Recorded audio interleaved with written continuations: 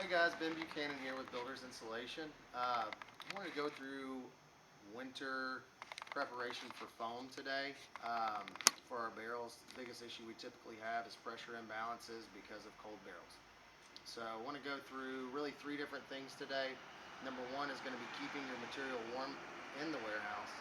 Number two is going to be keeping your material warm in your truck. And number three is identifying cold foam on a job site. All right, so right here, we're at our Nashville branch today, and they have a really nice warm room here. We built it just out of plywood, 2x4s, put some closed cell foam on it just to keep your material warm inside. I recommend, some oil heaters, space heaters, whatever you can do, trying to keep that material somewhere between 70 and 80 degrees. Um, and then also having a laser thermometer in your shop so we can shoot these barrels right now. We're starting to get cold in the mornings here, so we're around 65, so we're a little colder than we want to be. Closed cell, more than open cell, is going to be really, really thick if it gets cold. So we're going to run into E24 issues on the Graco and just pressure imbalance issues with our Accurate machines. So keep that in mind when we're pulling barrels off, making sure they're warm so we don't have issues. Preparing the night before, making sure that heater's on. It's something super simple, but a lot of people don't do it and we have issues. The other thing is try to get this material up off of the ground, so keep it on a pallet. If you're doing open cell and closed cell, if you want to keep, say, 4B side closed cell, 4B side open cell in your warm room, and a couple pallets of A's, but just keep them on pallets so that heat can go up underneath the barrel and it's not sitting on concrete where the concrete's cold and it just sucks all that heat you put into it out. But this is what I'd like to see at every branch. If you don't have that, give me a call. I can walk you through building one and putting everything together. All right, now we're here on the rig, and I want to go through just keeping your barrels that are on here nice and warm at night. The best thing I think we've done on some of our newer builds is put in these rooftop AC/heater units. So all you really have to do is have an extension cord plugged into your building, back your truck up, run your extension cord inside, plug in your heater. These just plug into the wall, so you can plug it in here and run that heater at night when it's going to be cold. That way you walk on your rig and you have nice warm chemical in the morning.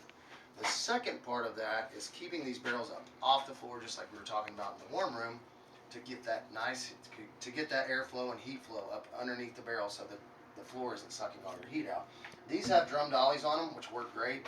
Make sure barrel's really easy to move around and also lets that airflow go up underneath that. If you want to know where to get those, just let me know. I can send you a link on Amazon where you can get a pretty good price on like 4 of them. They come pretty quick. The other thing that some guys are doing is using the barrel blankets. If you have this plugged in, there's no need for the barrel blankets. If you only have 2 sets of barrel blankets, your next set's not going to be warm, so I don't like doing that. The other thing I want to see is when we get done unrolling our hose and getting everything out of the truck, not leaving these doors wide open. If it's taking a bungee cord to keep it closed, or cutting yourself a doggy door and putting one of those doggy doors in, just something to keep that door closed while you're spraying foam. Let's not let all our heat go that we've stored up all night when we open up those doors and leave them open all day. If we do those things, we're going to make good foam, and that's what we want to do. All right, now the last thing I want to go through is just identifying cold foam. A lot of times guys call me and ask me if it's too hot or too cold, and there's a quick way to identify that. Obviously we're going to have more cold foam right now. The walls are getting colder, foam's getting colder. What you're looking for typically, I tell guys, is when that foam hits the wall and it's liquid, I want to see a quick brown time and then white return to foam, or whatever color your foam is. If it's blue or whatever, it's got quick wet time and then it turns into foam. I don't want to see it running down the wall. If it's running down the wall, it's too cold and it's not reacting fast enough, so we want to go up a little bit.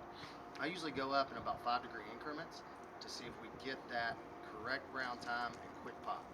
Now the other side of that, if it's too hot, it's going to pop early. So if it's hitting the wall and it's turning into foam immediately, it's probably a little bit too hot. And the 2 things you're looking for is if you're seeing your foam pull away from the sides of the stud, typically that is too hot. It's heating up and shrinking back, so it's too hot.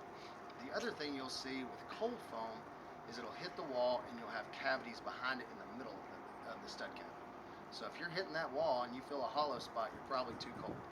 So those are the 2 things I'm looking for. If you have questions on that stuff, feel free to call me, but that's usually what you're going to see in the field.